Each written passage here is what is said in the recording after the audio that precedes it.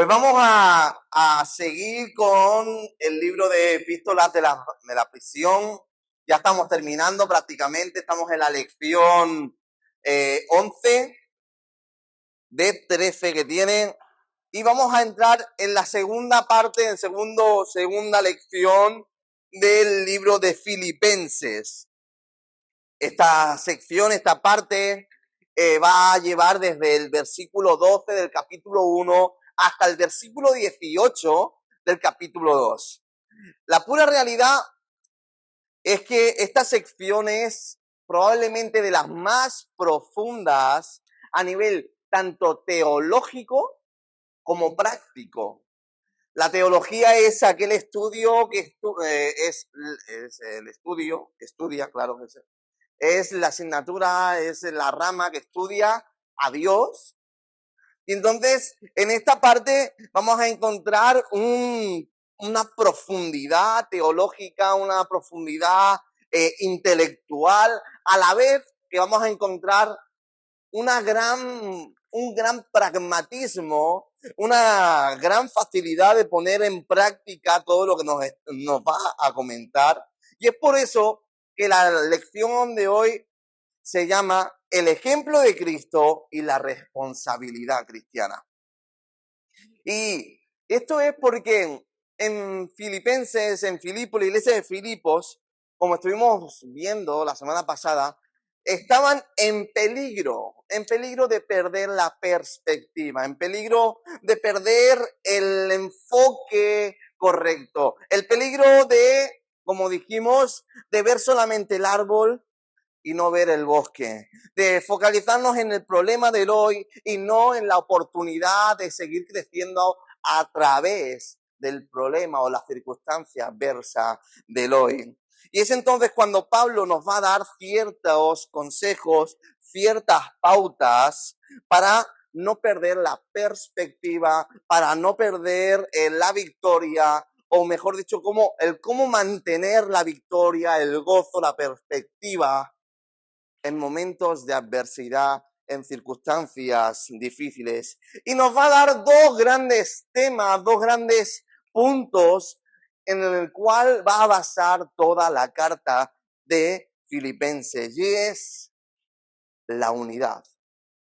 La unidad entre el cuerpo de Cristo, la unidad entre los miembros de la iglesia va a ser clave para que estemos en gozo, en victoria, en una perspectiva correcta. Y esa unidad nos va a llevar a ser día tras día más semejantes a Cristo.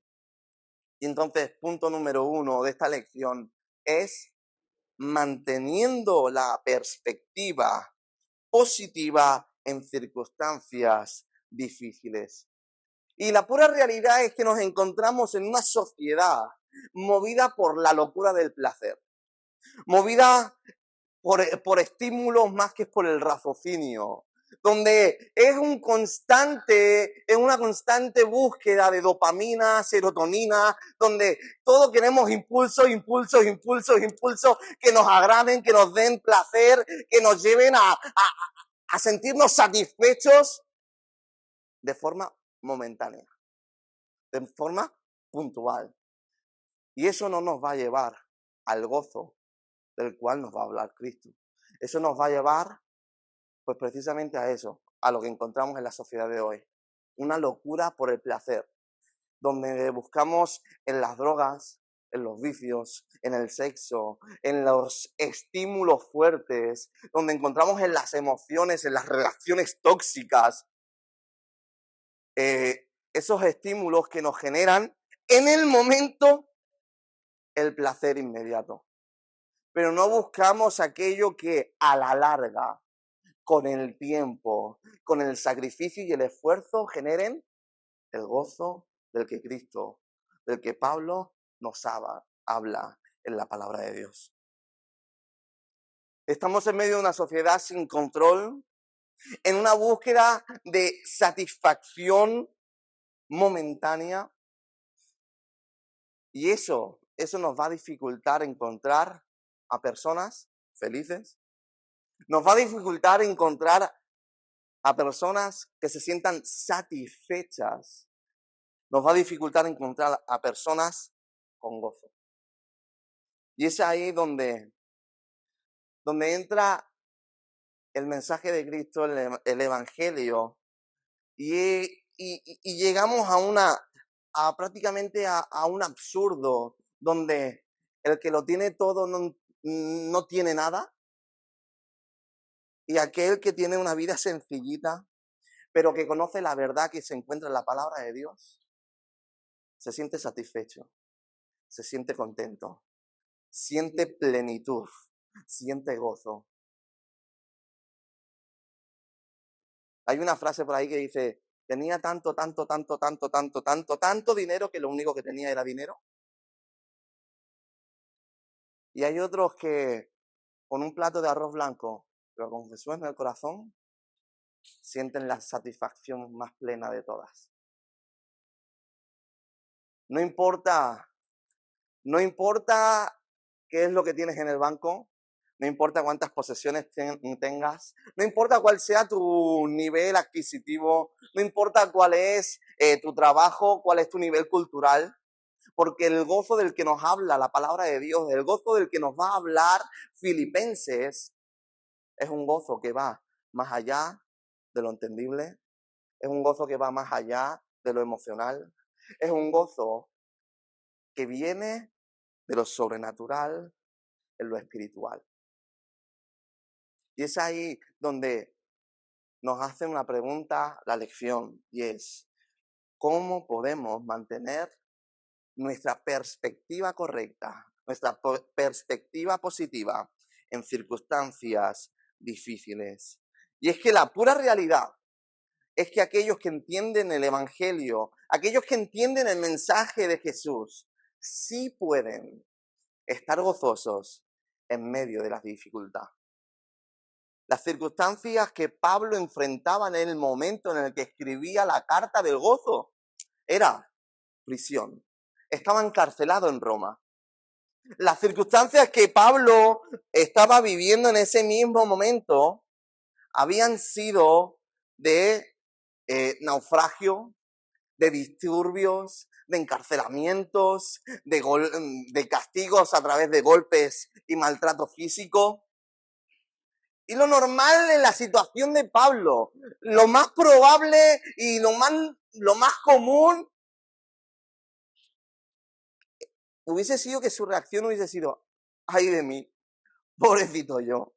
Encima que te sigo, Jesús. Encima que vivo por y para ti. Encima que estoy dando mi vida por el Evangelio. Encima tengo que pasar y vivir todo esto. Pero ¿sabéis qué? Pablo, ante esta situación, Pablo, ante esta circunstancia adversa, difícil, complicada, no decía, ay de mí. No decía, pobrecito yo. No decía, vaya tela, Jesús, ya está bien. Lo que decía es, si es que no veis la oportunidad, estoy aquí encerrado para poder seguir extendiendo el Evangelio. Estoy aquí encerrado para poder seguir escribiendo y haciendo el seguimiento correcto a los pastores que se han quedado en las diferentes iglesias. Estoy aquí encerrado para poder escribir y dar a conocer el Evangelio y la doctrina correcta para que las iglesias sigan creciendo y sigan caminando por el camino del Evangelio de Jesús. O sea, Pablo no pensaba como tú y como yo. Pablo no entendía la vida como tú y como yo. Pablo había entendido el Evangelio de una manera plena. Había entendido el Evangelio de una manera integral, donde las emociones, donde los pensamientos, donde lo espiritual, donde la integridad y totalidad de su ser pertenecía a Dios. Que da igual la situación, da igual el lugar, porque a veces cuando hablamos de quiero seguirte, Señor, te entrego mi vida, estamos pensando en irnos de misiones, Estamos pensando en que el Señor llene un estadio. Estamos pensando en que Dios haga maravillas y milagros. Pero estamos pensando en que quizás pueda venir una enfermedad y tengas que dar testimonio a través de tus circunstancias y situación y estancia en el hospital. Estamos pensando en que quizás pueda venir la prisión, la persecución a los evangélicos creyentes. ¿Estamos pensando solamente en lo positivo y bonito del evangelio o estamos pensando en la integralidad, en la totalidad, en la plenitud de lo que significa, Señor, te entrego al completo mi vida?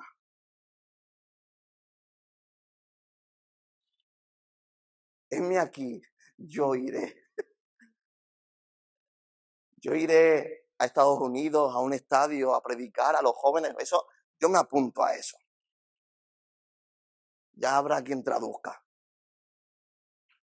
Pero gracias, Señor, por la oportunidad que tú me das de estar aquí en la cárcel. Si es que parece de mentira. Parece casi que se lo toma a risa. Está de chiste, está casi ironizando con la situación. No, lo está diciendo en serio. Estaba gozoso. Estaba contento. Porque entendía que no era una consecuencia de los planes de Dios, sino que era el plan de Dios que Él estuviese en ese lugar.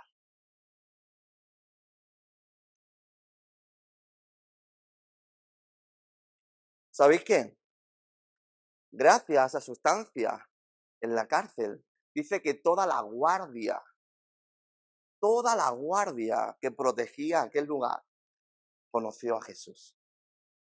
Aproximadamente unos 1000 soldados conocieron a Jesús en su estancia en la cárcel. Ya un soldado, una persona, un alma hubiese sido para hacer fiesta y hacer allí un... No. 1000 personas. 1000 personas más, probablemente se convirtieron más personas en la estancia de Pablo en la cárcel que a las que tú has evangelizado en tu vida. Ya que se hayan convertido es otra cosa. A lo mejor a las que más personas de las que tú has hablado de Jesús. Que yo también. Impresionante este Pablo. Y los filipenses estaban encontrando en esa pérdida de perspectiva. Y Pablo les escribe con la intención de que entiendan que lo importante no es el momento, que lo importante es la actitud del corazón para con Dios. Y que el plan y el propósito de Dios va más allá del hoy. Y es tan importante, por eso, no vincular nuestras emociones con las circunstancias, porque el gozo verdadero y genuino va a venir del proceso del Evangelio. Cuando hablo del proceso del Evangelio, hablo de aquel que se convierte, comienza a dejar hábitos, comienza a dejar vicios, comienza a dejar actitudes que no están conforme al corazón de Dios. Y eso es lo visible, lo rápido, lo que todo el mundo vemos. Pero el proceso del Evangelio también es el dejar de hablar mal, el mejorar el trato con los hijos, aquellos que somos padres, el mejorar el trato con tu jefe, el dar testimonio, sea quien sea la otra persona y sea cual sea el lugar en el que te encuentres. Y es ahí, en el progreso, en el vivir cada día una santidad mayor, es ahí donde vas a encontrar el gozo genuino del que nos habla Pablo en Filipenses.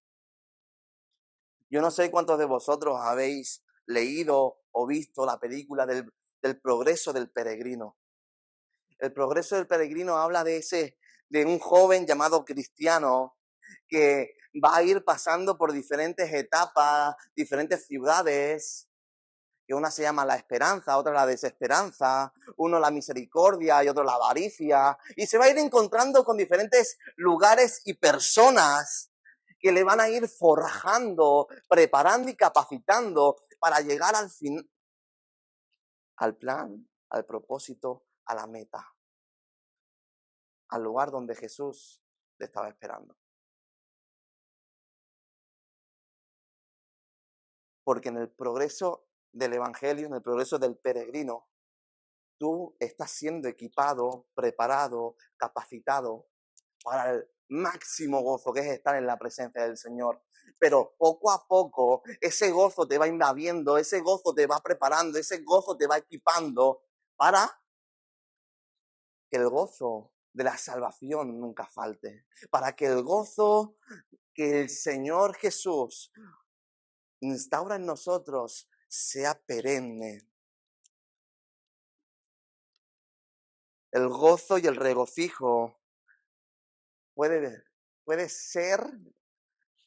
estar presente aún en medio de la injusticia.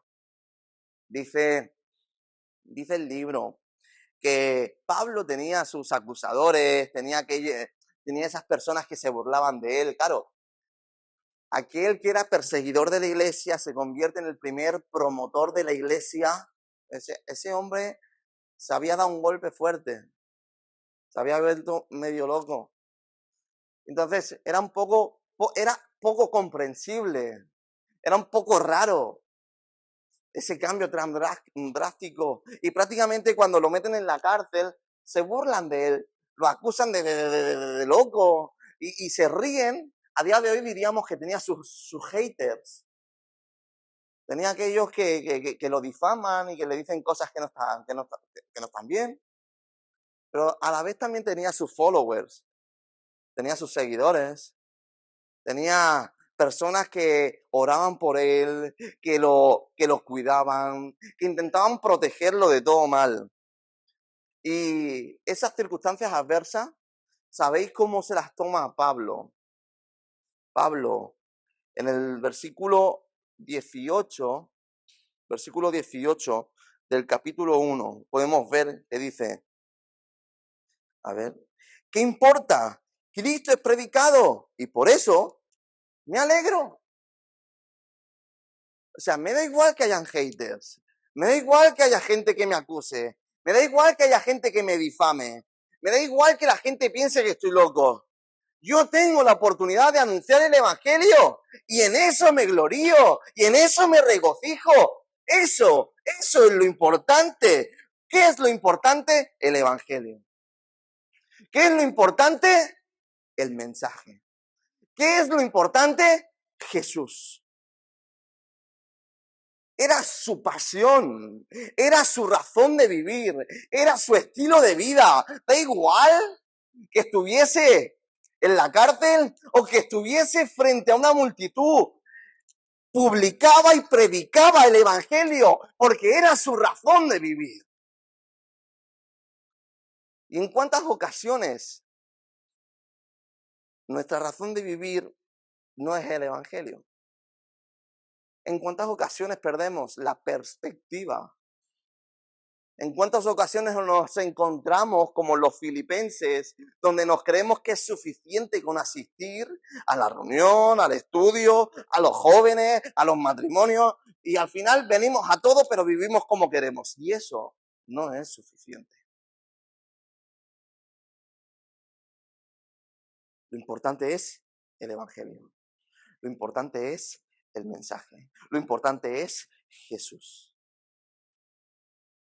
Y en muchas ocasiones, a estas personas que se lo toman tan en serio o que son tan radicales,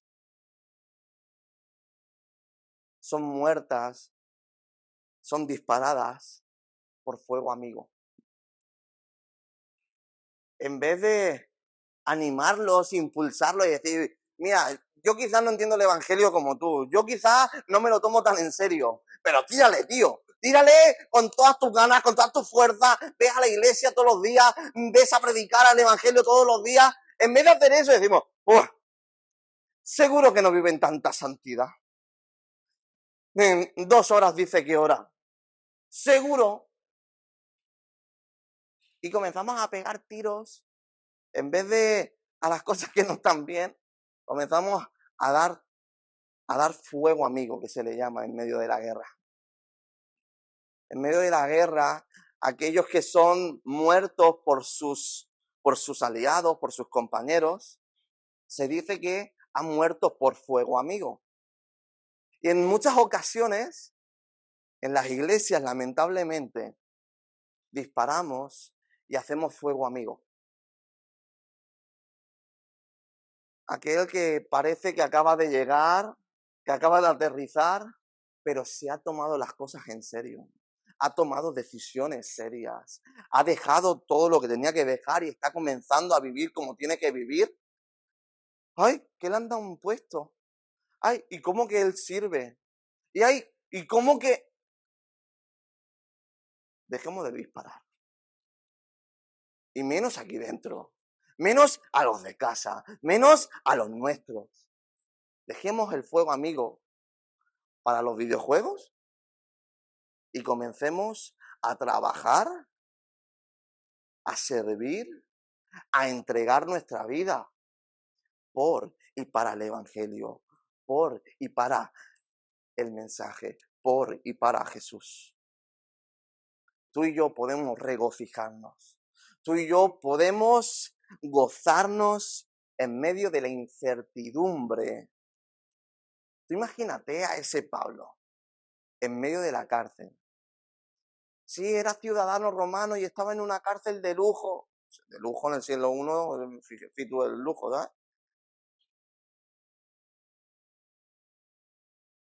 Pablo en la cárcel. En una cárcel donde quizás mañana te ahorcan, te cortan la cabeza, acaban con tu vida. ¿Dónde tenía ese hombre la seguridad puesta? En la justicia, ya te digo yo que no. En que soy ciudadano romano, ni ciudadano romano ni nada. Estás en la cárcel y eres un preso. Ese hombre en medio de la incertidumbre que podría tener, él estaba confiado en Jesús. Porque lo importante no era su vida, lo importante es que mientras tuviese vida, predicase el Evangelio. La cárcel podría llevarlo a la muerte, pero no importaba, porque el morir es ganancia para él. Pero mientras tenga vida, mientras tuviese vida, la iba a dedicar a lo importante, predicar, mensaje, Jesús, Evangelio. ¿Cuántas veces nos tomamos la vida con un evangelio un poquito más light que el de Pablo? O mejor preguntado, ¿cuántas veces nos tomamos la vida como se la tomaba Pablo?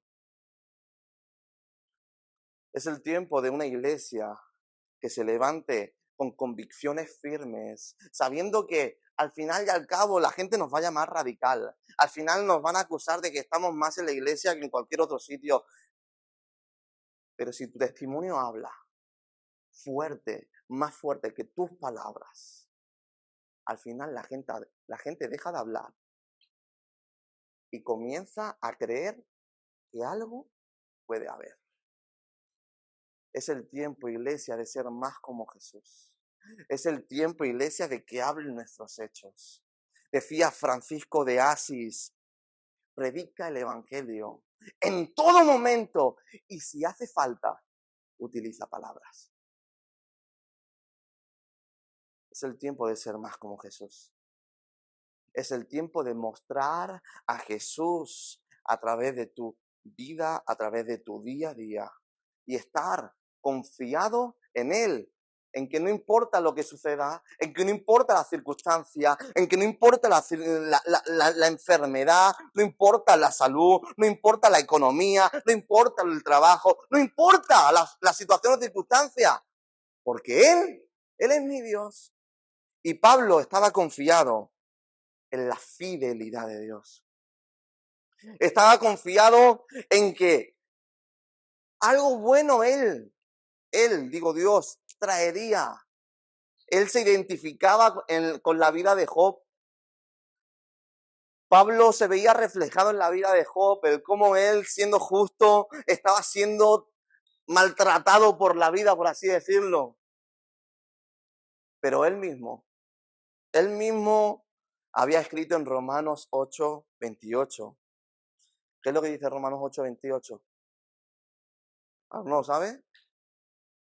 ¿Qué dice Susana? Los que aman a Dios, todas las cosas les ayuda bien conforme a su propósito. Qué importante es vivir conforme al propósito de Dios. Porque si tú vives conforme al propósito de Dios, todas las cosas te van a ayudar a bien.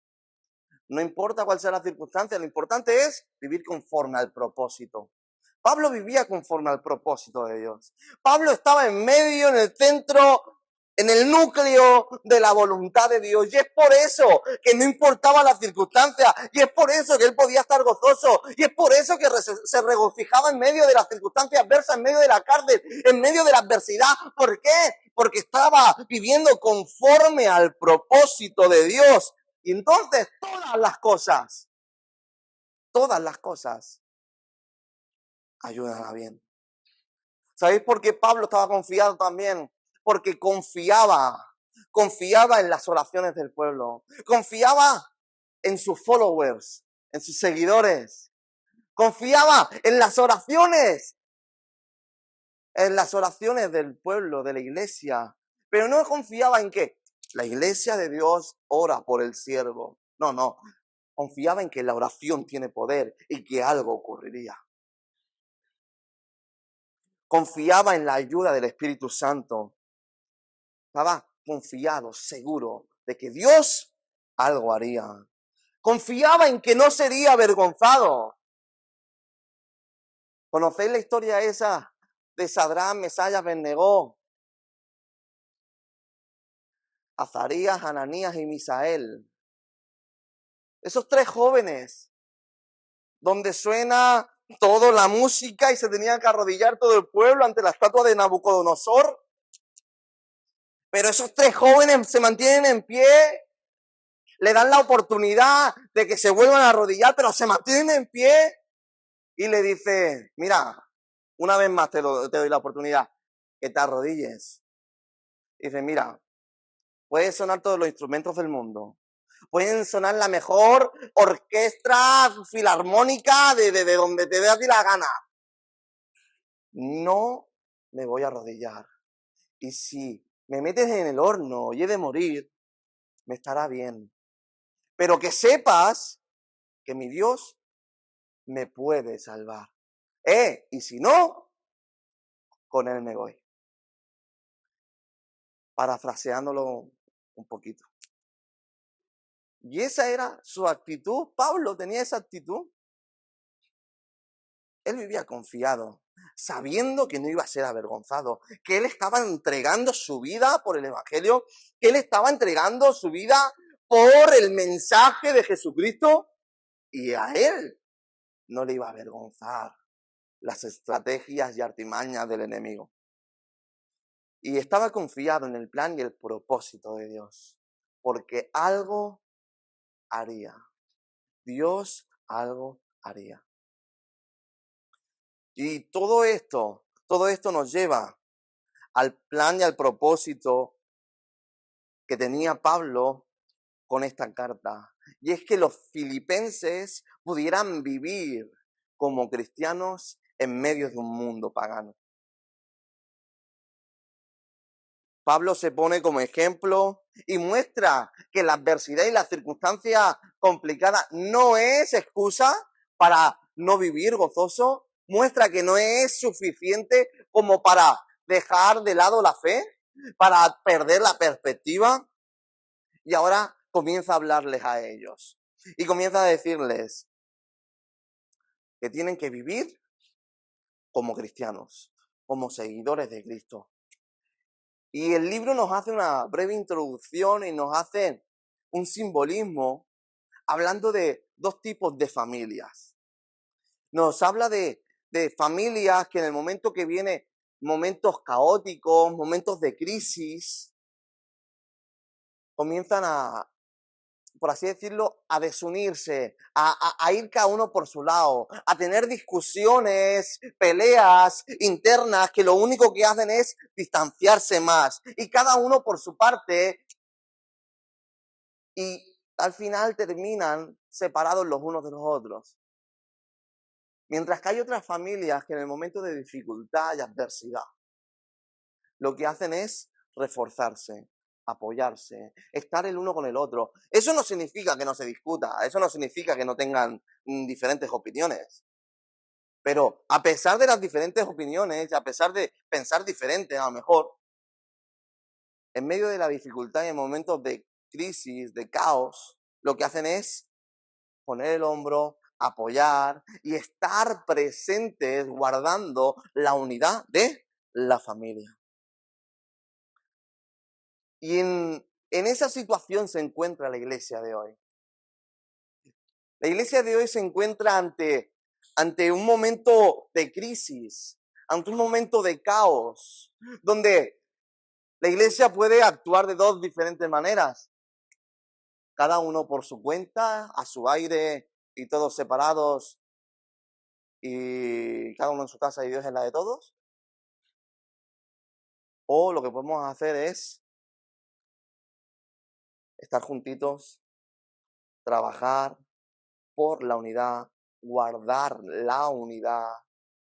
Y a pesar de las diferentes opiniones que puedan haber, a pesar de las discusiones que puedan ocasionarse, buscar la manera de solventar las diferencias para guardar la unidad y trabajar en pos del mismo objetivo.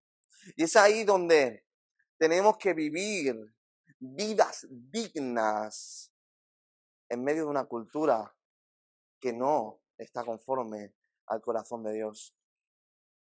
Y Pablo dice, es necesario que os comportéis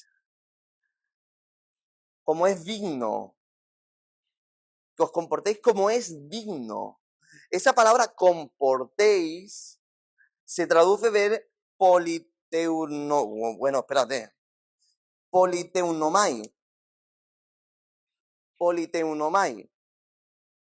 Esta palabra, vemos el inicio del término que comienza con poli. En el griego, el término polis, significa ciudad. Y este uso era bastante importante en el tiempo. ¿Por qué? Porque les daba una identidad, les daba un sentido de pertenencia. Y es ahí donde dice que tenéis que comportaros como es digno. ¿Cómo es digno de qué? De los cristianos, de los seguidores de Cristo. Y es ahí donde nos va a hablar de que tenemos una doble ciudadanía. Nos va a decir Pablo que sí, somos ciudadanos de Roma, nos comportamos y nos movemos en base a las normas y leyes de Roma, tenemos los derechos de los romanos. Ahora, también te tienes que comportar como un romano. Ahora tienes que comportarte como un ciudadano del reino de los cielos. Tienes que comportarte como es digno. ¿Digno de qué? De la ciudadanía, de la identidad, de la pertenencia a esa identidad nueva que Dios te ha dado. Tenemos una doble ciudadanía, de donde vivimos, de donde somos, de donde hemos nacido y de la del reino de Dios. Y tenemos que comportarnos como es digno. ¿Dónde? Si estás en Roma, es digno que te compartes como los romanos, guardes sus leyes, guardes sus normas, guardes sus estatutos. Ahora, si eres parte del reino de los cielos, tienes que comportarte como es digno de los ciudadanos del reino de los cielos. Guardar sus normas, guardar sus estatutos, guardar sus leyes. ¿Para qué? Para si pasase cualquier cosa, poder ser hallado justo. Tenemos que comportarnos como es digno. Y es ahí donde nos encontramos el desafío de vivir el Evangelio como es digno. Esa palabra digno nos da el concepto de una balanza, nos da a entender que tenemos que sopesar nuestras actitudes, nuestras acciones y ver si dentro de esa balanza es justo o no es justo, si es piadoso o no es piadoso, si es digno o no es digno.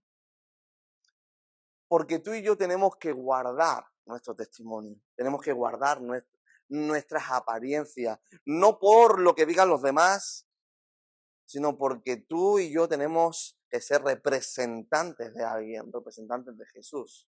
Tú y yo tenemos que mostrar a Jesús. Tú y yo tenemos que dar a conocer que hay un Dios que vive y reina a través de algo muy sencillo, tu estilo de vida, tu forma de hablar, tu forma de actuar. Que nuestros hechos hablen más fuerte que nuestras palabras. Porque, y siendo sincero, afecta gravemente, afecta negativamente, afecta de forma más grande que te llames cristiano y no vivas como Cristo,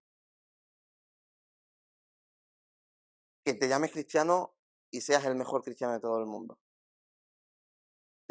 Tu influencia o tu impacto sobre las personas va a ser mucho más grande si te llamas cristiano y no vives como Cristo, que si te llamas cristiano y vives como el mejor de los cristianos.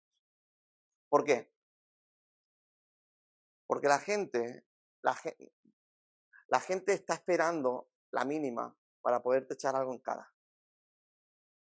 ¿A cuántos de vosotros os habéis, estando durmiendo en la cama, plácidamente, tranquilamente, os han encendido la luz?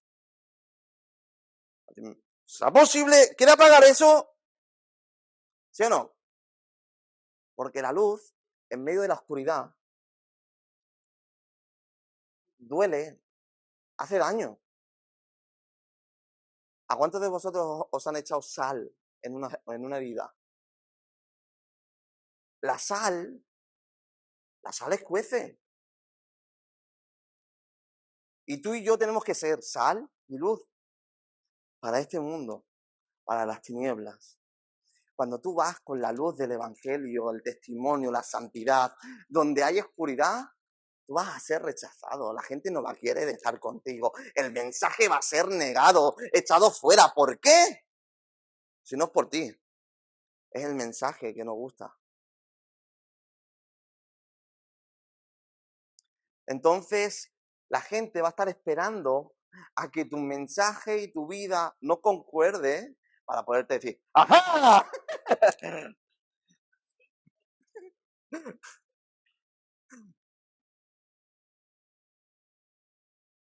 Iglesia, tenemos que vivir testimonio sin mancha, testimonio puro. Tenemos que vivir en santidad. Tú y yo tenemos que ser más como Cristo. No tenemos que ser cristianos como el siglo XXI dice, de vez en cuando a la iglesia, buen rollo, sí, feeling, tal cual. Eso deja de historia, eso es un club social. Un cristiano que predica a Cristo, que vive como Cristo, a mucha gente no le va a gustar. Te van a decir que eres un radical, que vives en los extremos. Te van a decir que te has metido en una secta. Y es normal, porque a día de hoy todo es bueno, todo es bonito, pero es que la Biblia de Dios no tiene medias tintas, es verdad absoluta. Y la verdad absoluta a día de hoy no gusta. A día de hoy todo es relativo. Tolerancia, free, yo contigo y tú conmigo. Sí, no, sí, mientras no vayas en contra de los principios y valores de la palabra de Dios. Pero en el momento que tener que respetar tu verdad me lleve a negar mi verdad, no free, no amigo. La iglesia de hoy se encuentra en un gran dilema. Se encuentra en un gran dilema porque tenemos la necesidad de compartir el evangelio en una sociedad que no está dispuesta a escuchar verdades absolutas. Y tenemos que encontrar la forma, la estrategia, el método correcto, preciso, para que las cuentas de YouTube no sean canceladas, para que los mensajes, artículos y demás no sean censurados, para que si sales a la calle a predicar no te lleven a la cárcel. Porque si vives como Cristo espera de ti, espera persecución. Espera cosas como le pasaron a Pablo. Es el tiempo de vivir con vidas dignas, dignas que reflejen a Cristo. Y para eso, para estar viviendo como Dios espera de ti y de mí, necesitamos estar firmes ante los ataques, porque ataques van a venir. Y eso lo vamos a conseguir con tres puntitos. Y el primero de todos es guardar la unidad. Estar firmes va a ser mucho más fácil. Mantener la firmeza, la robustez, siendo un equipo todos, que siendo llaneros solitarios. Yo no sé cuántos de vosotros habéis visto la película de 300, pero en el momento que viene todo el ejército de Artajerjes y comienza y van a ser embestidos los espartanos, ¿qué hacen? Se ponen todos juntitos, todos juntitos, todos juntitos, se cubren, porque en la unidad, en la unión, se encuentra la fuerza. 300 hombres resistieron las embestidas. Es verdad que perdieron. La pura realidad es historia. Pero 300 contra un montón de miles de personas y resistieron un buen rato. Lo normal hubiese sido un pim pam. Pero como estaban unidos, como ¿habéis visto la película? ¿Habéis visto cómo pelean? Pelean espalda con espalda. ¿Para qué? Porque uno protege al otro. Nadie los va a poder embestir o atacar porque el de atrás les está protegiendo. En la unidad vamos a encontrar fortaleza.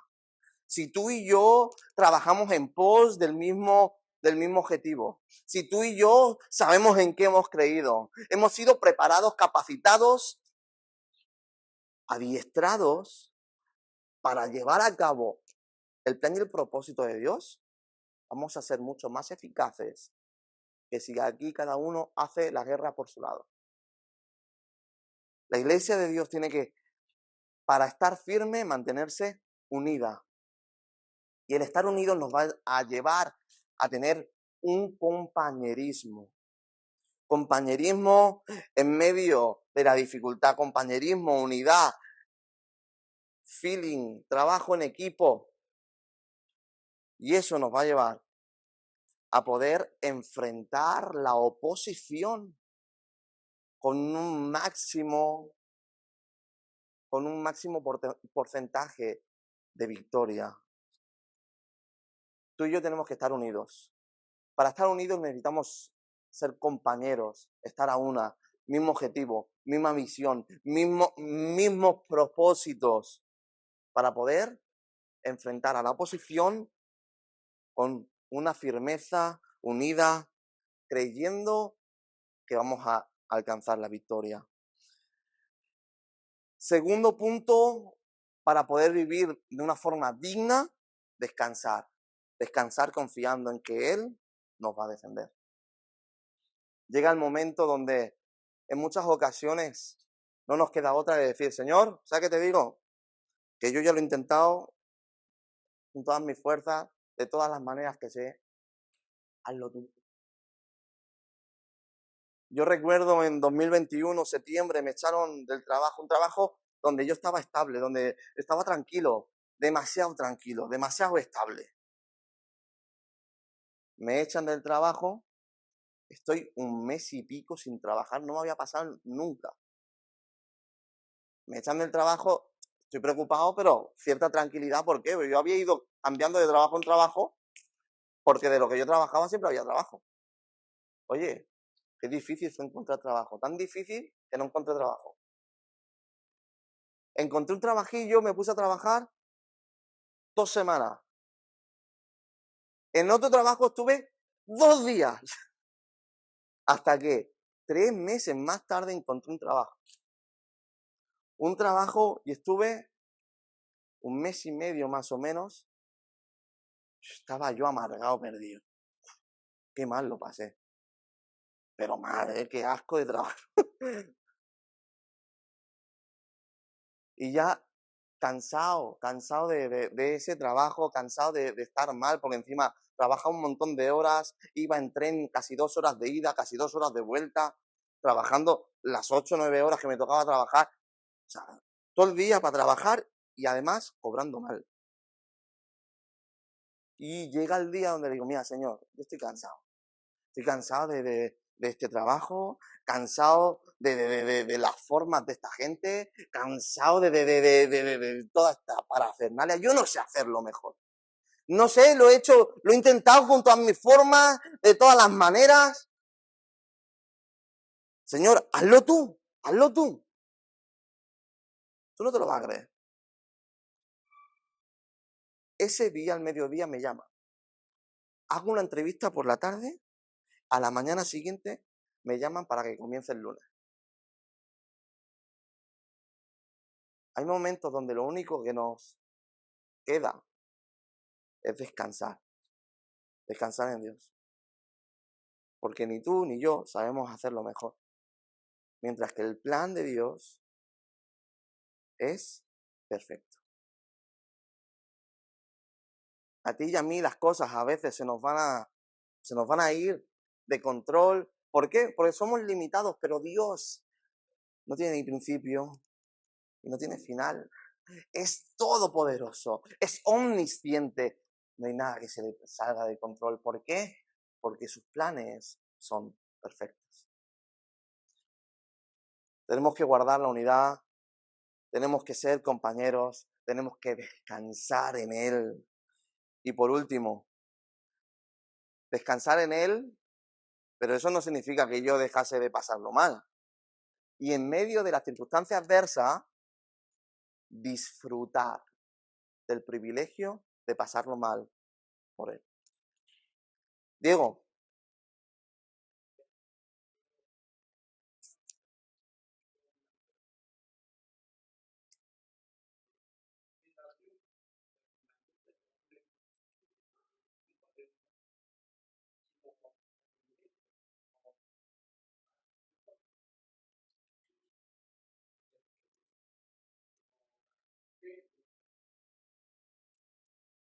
Diego nos comparte que él cuando ora, en muchas ocasiones, le dice al Señor que se llame cristiano no por el nombre, no por la posición, sino por sus hechos.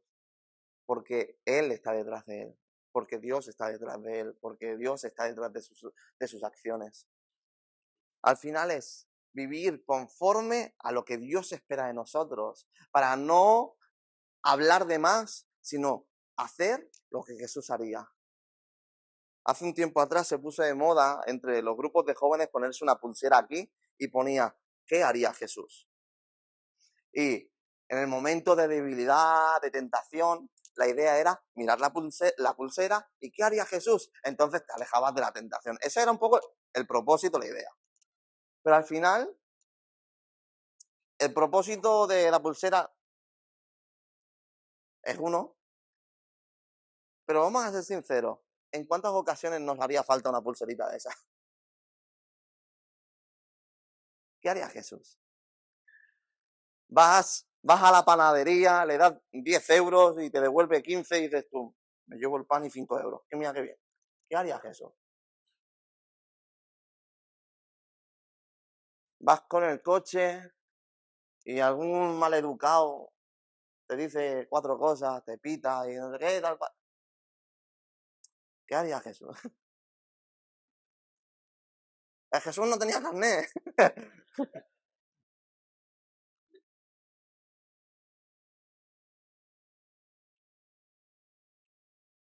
Pasa alguna desgracia en la familia. ¿Qué haría Jesús? Te quedas sin trabajo, te echan del piso, te ofrecen hacer algo que no está bien. ¿Qué haría Jesús? Y así aplícatelo a todas las áreas de tu vida. ¿Qué haría Jesús? Dime, campeón.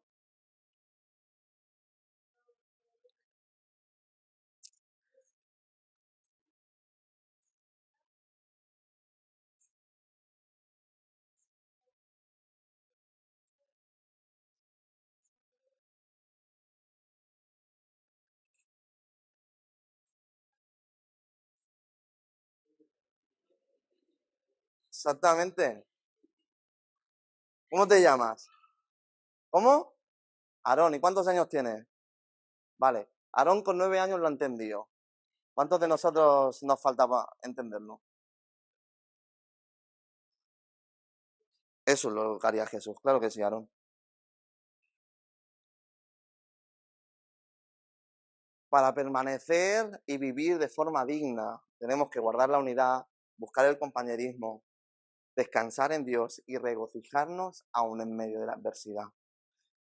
Lo hemos visto con la vida de Pablo al principio del capítulo 1 y nos va a seguir dando argumentos Pablo en el capítulo 2 para poder completar el gozo, para poder seguir viviendo en el gozo, sea cual sea la circunstancia, la situación. Y dice aquí que las bendiciones de Cristo son el fundamento para el gozo. Y es ahí donde, déjame que te lea lo que pone aquí literalmente. Dice, Pablo llama nuestra atención a 4 motivos para mantener la unidad. Y cada uno de estos motivos comienza con un sí. Ahora, que en la traducción este sí, literalmente podría ser traducido como ya que existe o debido a que tú tienes. Y ahora va a decir, ya que existe o debido a que ya tienes, ya que reciben consolación en Cristo, entonces vive en gozo. Ya que Dios te consuela, vive en gozo. Da igual la circunstancia, da igual la situación, ya que Dios te consuela, vive en gozo. Y es que da igual el sufrimiento, da igual la circunstancia, si Dios obra y trata y ministra en tu vida, ¿a cuántos Dios le está consolando en medio de momentos difíciles? ¿Cuántos han sentido consolados por el Espíritu Santo en momentos de dificultad? Vive en gozo. Vive en gozo porque el Señor está presente en tu vida. Ahora, dice y nos da otro motivo para vivir en gozo. Dice, ya que han recibido consuelo, vive en gozo. Hemos sido consolados por Dios. Hemos recibido el consuelo de Dios. Vivamos en gozo. Dios está de nuestro lado. Sigue diciendo, ya que tienen comunión en el Espíritu, vive en gozo. Aquí en las reuniones que hacemos, cultos, jueves, domingos, ¿cuántos sienten al Espíritu? Es más fácil, ¿eh? Es más fácil que cerrada la puerta en lo secreto. Más que nada porque no te duermes.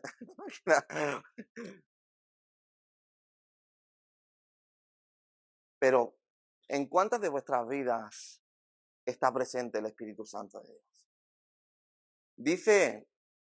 Dice Jesús en Hechos que es necesario que Él se vaya para enviar al Consolador, para enviar al Paracletos, para enviar al Espíritu Santo. Y es en el momento que Él asciende, se juntan ahí unas cuantas personas y comienzan a pedir que descienda el Espíritu Santo.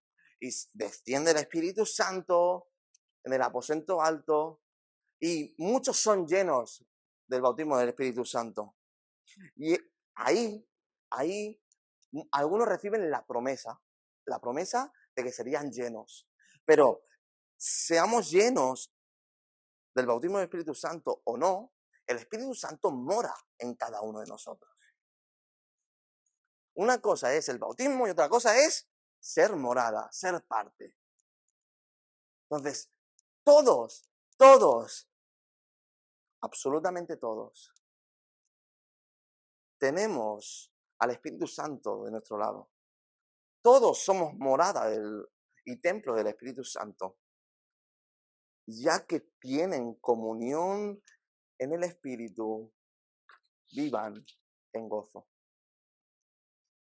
Y termina dándonos un cuarto motivo para vivir en gozo. Dice, ya que tienen afecto entrañable y misericordia.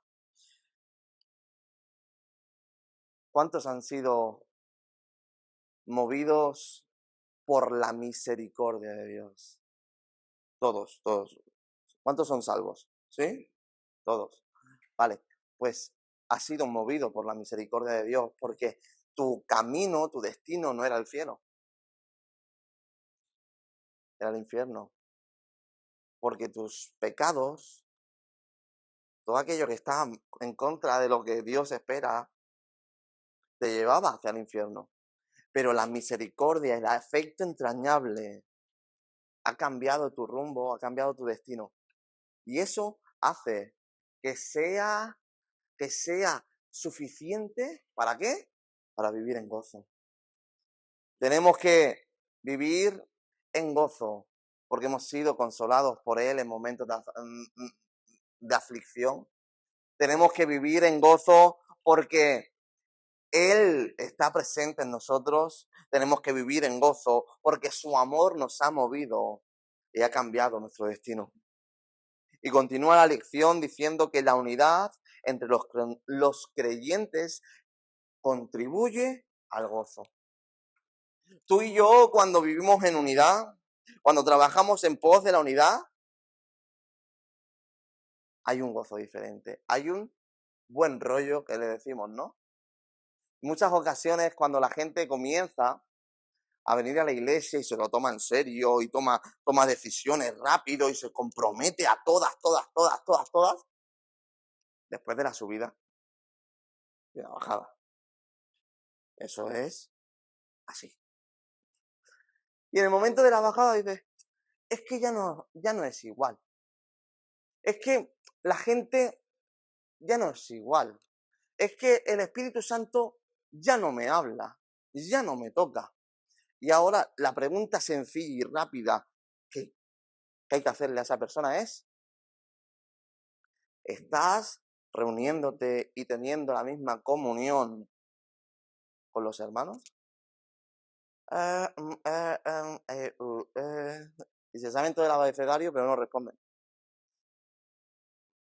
¿Estás yendo a las mismas reuniones que ibas al principio?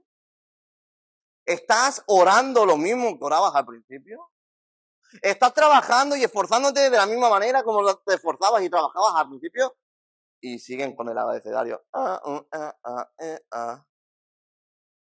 no hay respuesta. Pero la respuesta todos la sabemos. ¿Sabéis? Porque al principio es más fácil y todo sube como la espuma.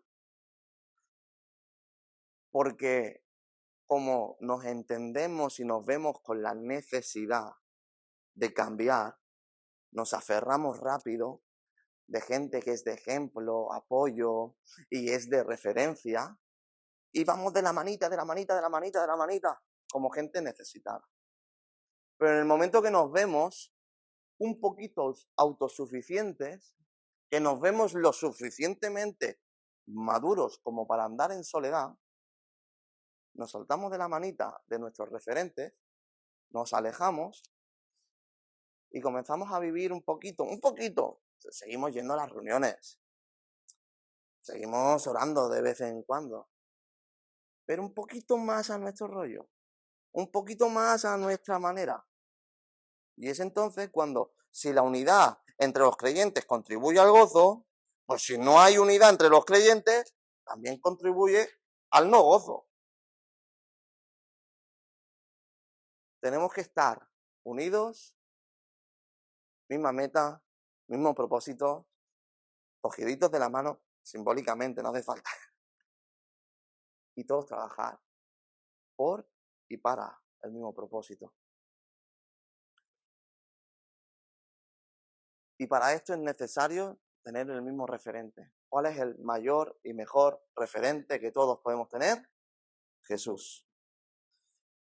Cuando uno sigue el ejemplo de Jesús, cuando uno comienza a vivir como Jesús vivió, el gozo es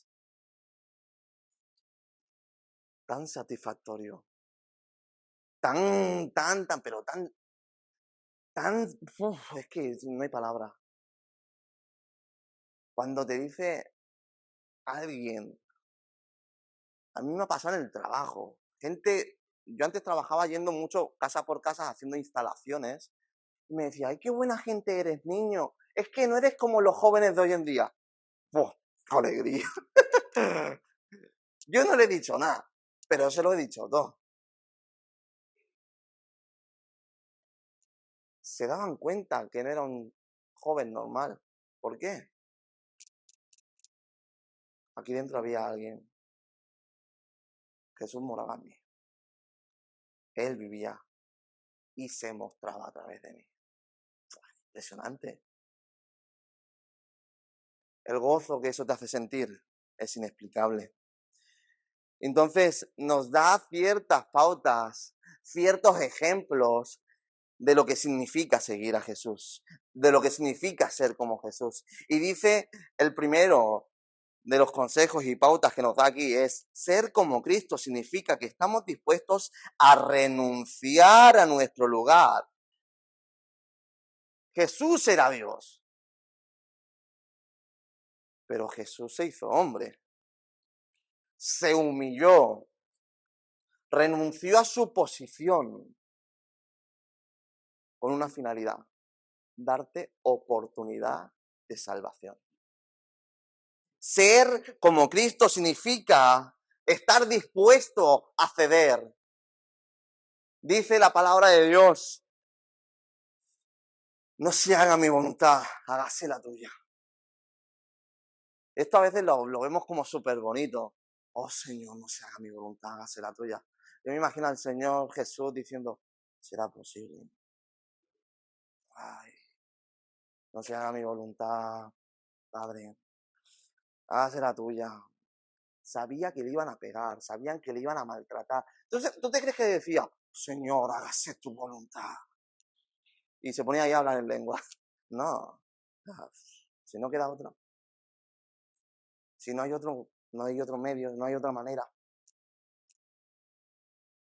Y eso a veces, en depende de qué circunstancias, nos toca ceder. Porque no es nuestra voluntad la que debe imponerse, sino es la voluntad y el plan y el propósito de Dios el que ha de prevalecer. Y a veces hay que ceder, no solamente con los hermanos, en la iglesia, sino ante la voluntad de Dios. A veces Dios te va a pedir cosas que no quieres. Y hay que ceder. ¿Ceder? ¿Por qué? Porque Jesús cedió. Y si Jesús es tu mayor referente, sigue los pasos de Jesús. Tú también tienes que ceder. Ser como Cristo significa que estamos dispuestos a renunciar a nuestra posición. Él, siendo en forma de Dios, se hizo hombre. Se hizo en forma de siervo. Pero lo mejor de todo es que se hizo siervo para darte a ti la oportunidad de salvación. Él es adorado por nosotros, porque nos ha dado salvación. Pero no lo hizo con la intención de ser adorado, sino que lo hizo con la intención de que tú seas salvo. ¿Cuántos de nosotros estamos dispuestos a dar la vida por los demás sin reconocimiento? sin que nadie te diga nada. Mira, yo te voy a ser sincero. Mi amigo Jairo ha comenzado a hacer unos cortos, los sube en YouTube, en no sé cuántos sitios los sube. Y cada vez que me sale, digo, anda, qué guapo. Lo han visto no sé cuántas personas. Y de forma instintiva, porque somos así, de tontos. A ver cuántos han visto el otro vídeo. ¿Y el del otro? Pues, pues es que esta predicación seguro que estaba muy bien. Pues tampoco estaría tan bien aquella que tiene tantas visitas. Y mira los comentarios. Dice, a ver qué han dicho en esta predicación. Si es que somos tontos, de verdad. Porque ese no es el propósito de haber predicado. Ese no es el propósito de haber dado un mensaje. El propósito es que Dios se glorifique y que la gente pueda ser llevada a una mayor santidad. Y nos ponemos a ver las visitas que sea posible.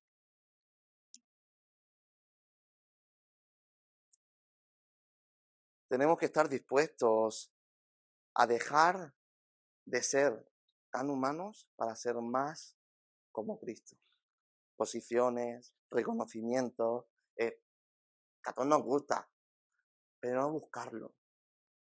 Si te dicen, a ver, muy bien, qué buena predicación, dices, a veces yo no sé dónde meterme, pero porque no sé cómo contestar, porque no sé si va a sonar demasiado humilde, que no puede sonar humilde, o demasiado altivo. Entonces, a ver, sí, gracias, hasta luego.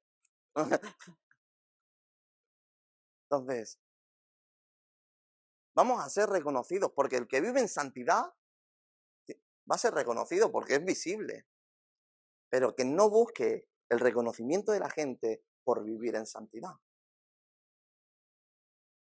Y dice, ser como Cristo significa que entendemos nuestro propósito. El propósito es uno, vivir en santidad. Una vez consigues vivir en santidad, has entendido el Evangelio, has dejado todo lo que tenías que dejar y vives en santidad, siempre trabajando por vivir en una máxima santidad, ¿no? Pero en ese momento tienes un subpropósito, que es dar a conocer a Cristo en todo momento. Tú no puedes dar a conocer a Cristo a través de tu testimonio si vives en pecado, por lo que el primer propósito es vivir en santidad. Pero tienes ahí de forma indirecta un propósito a través de esa santidad, dar a conocer a Cristo en tu santidad. Y dice por último, ser como Cristo significa estar dispuestos a confiar en sus promesas, sea cual sea la circunstancia o situación. Qué bonito es decirlo, qué difícil es hacerlo. Cuando las circunstancias adversas, difíciles, complicadas, estando en la cárcel, Pablo confiaba en que Dios haría la obra. Ya, pero es que él era Pablo. Ya, pero es que tú eres cristiano. Entonces, vivamos confiando y creyendo en las promesas de Dios, sea cual sea la circunstancia o situación, porque de esa manera vamos a llegar al objetivo final, que es vivir como un hijo de Dios. Tú y yo tenemos como finalidad vivir como Jesús, ser como Jesús. Y para eso debemos procurar por el bien de la iglesia. Es el primer deber que da Pablo es centrarse, no mirar las cosas que nos distraen, tener la perspectiva correcta, pero y en el momento que comienza a hablar de una forma directa y personal, no te centres en ti, no te centres en tu vida, céntrate en la comunidad. Y vemos como dice en el capítulo 2, versículo 12, ocupaos en vuestra salvación. ¿Por qué? Porque vemos también en el versículo 15 como dice, A ver si lo encuentro. Tenemos que ser irreprensibles, sencillos, hijos de Dios sin mancha en medio de una generación maligna y perversa. Aparentemente parece que está hablando de una forma individual, pero es que lo que está haciendo es tratar de lo sencillo a lo colectivo. La iglesia estaba perdiendo la perspectiva. Entonces, si tú comienzas a tener la perspectiva correcta, el otro también, siendo irreprensibles, ocupándose en su salvación, al final hemos solventado el problema generalizado. Y es que a veces hemos olvidado que las epístolas no son para personas, sino son para congregaciones. Y es ahí donde tenemos que entender la forma en la que trata los problemas Pablo. Y es de lo sencillo a lo más complicado.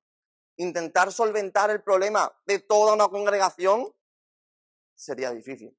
Pero si todos solventamos nuestro pequeño problema, hemos solventado de forma rápida y sencilla el problema generalizado en toda la congregación. Y es ahí donde vamos a hablar de actitud. Tenemos que motivar, como hacía Pablo, motivar a la obediencia en el temor y temblor, siendo diligentes en buscar el bienestar del cuerpo, porque en muchas ocasiones entramos en disputas, en problemáticas absurdas simplemente por yo y mi opinión, porque olvidamos que esto es iglesia, comunidad, una común unidad, una congregación. Aquí no es yo y mis ideas, yo y mi opinión, yo y mi interpretación de la Biblia, es congregación, comunidad. El trabajar por la unidad para llegar a los propósitos, objetivos y metas que la iglesia se propone. Y es ahí donde nos da un segundo paso y dice, y es que necesitamos preocuparnos por nuestro testimonio. Primeramente nos dice que nos ocupemos de la congregación. Segundo, ahí sí, a lo personal, testimonio. Testimonio. Y de esto hemos hablado antes. Es más fácil que te tachen cuando no cumples que te alaben cuando cumples. ¿Por qué? Porque tenemos que ser sal y luz. Tenemos que dar ejemplo. Tenemos que ser de testimonio. La sal, ¿sabéis cuándo sala? Cuando la coges del salero, la sacas del salero y la echas sobre la carne, la comida o lo que sea. Es ahí cuando la sal tiene una influencia. Pero si tú la sal la coges y la echas, la sacas y la pones dentro del salero, ni sala, ni tiene utilidad, ni tiene función, porque la sal en el salero no hace nada. Y en muchas ocasiones los cristianos están en la cristianería, están en la iglesia, metidos en la iglesia. Y la iglesia, el término iglesia se llama, significa literalmente llamados afuera. Y parece que los cristianos nos llamamos hacia adentro. Venga reuniones, venga reuniones. Decía Alex San Pedro en una predicación, a los cristianos no sé si Dios nos encontrará unidos, pero seguro que sí reunidos. Porque reuniones tenemos un montón.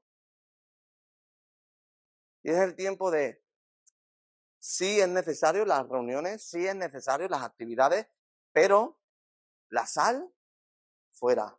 Los cristianos trabajando, sirviendo e impactando fuera.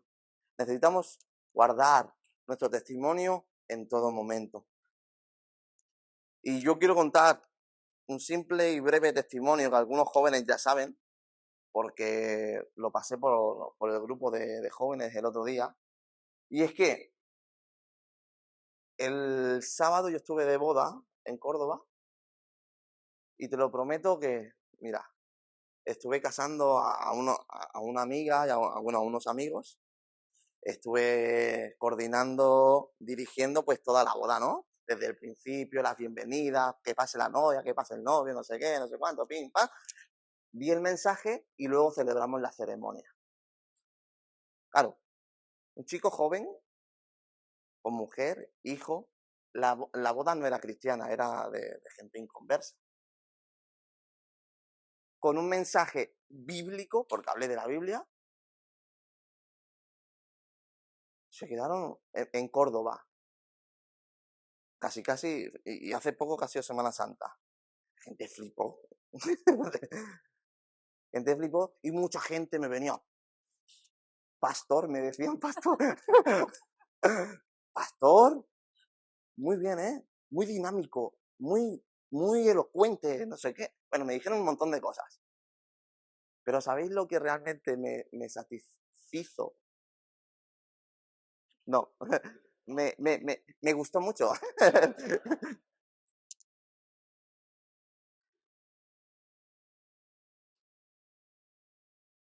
Cuando llegamos a la comida, llegamos al restaurante, cada sitio tenía su nombre y unas palabras dedicadas por los novios. Y en el mío ponía amigo y pastor. Gracias por los consejos, tal, cual y cual. Mi amiga, por eso lo escribió mi amiga, esa amiga desde que éramos niños, me considera su amigo, pero me considera su pastor. No cree en Dios ni nada cerca de ello, pero reconoce mi identidad, reconoce mi ministerio, reconoce mis cualidades, porque he sido de testimonio en los momentos buenos, agradables, dulces, amargos. Y tú y yo tenemos que ser más como Jesús. Los momentos dulces, agradables, amargos, difíciles. Porque es ahí donde la gente que no cree va a ver algo diferente. Va a ver la esencia. La esencia del Evangelio es el amor. Y en esto conocerán que sois mis discípulos en el amor los unos por los otros. Tú y yo tenemos que amar. Amar, amar y amar. Pero no amar a la iglesia solamente. No amarnos entre nosotros, que tenemos que amarnos entre nosotros porque somos familia, somos un equipo, somos iglesia. Pero tenemos que amar a los perdidos.